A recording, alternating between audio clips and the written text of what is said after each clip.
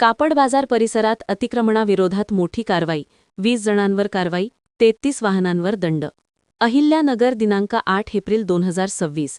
शहरातील MG road कापड बाजार परिसरात शहर वाहतूक शाखा व महानगरपालिका अतिक्रमण पथकाने संयुक्तपणे विशेष मोहीम राबवत अतिक्रमणाविरोधात मोठी कारवाई केली.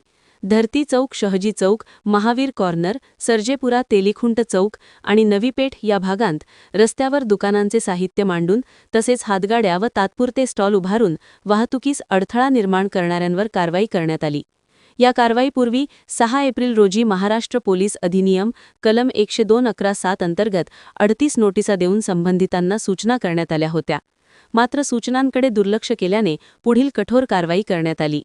कारवाई दरम्यान 20 दुकानदार व हातगाडी चालकांवर कारवाई, 3 हातगाड्या, 5 टेबल, 3 जाहिरात फलक, 5 स्टूल, 3 खुर्च्या व 5 लोखंडी स्टॉल जप्त. 33 वाहनांवर मोटार वाहन कायद्यानुसार दंडात्मक कारवाई. तसेच नोटीस बजावलेल्या 4 दुकानदारांना न्यायालयात हजर करण्यात आले असून प्रत्येकी 1000 रुपये प्रमाणे एकूण 4000 रुपये दंड वसूल करण्यात आला.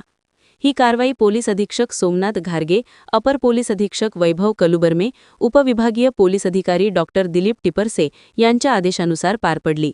शहर वाहतूक शाखेचे प्रभारी पोनी बाबासाहेब बोरसे यांच्या मार्गदर्शनाखाली पोलीस अधिकारी व कर्मचारी तसेच महानगरपालिका अतिक्रमण विभागाचे प्रमुख आदित्य बल्लाळ आणि नितीन इंगळे यांच्यासह पथकाने संयुक्तपणे सहभाग घेतला.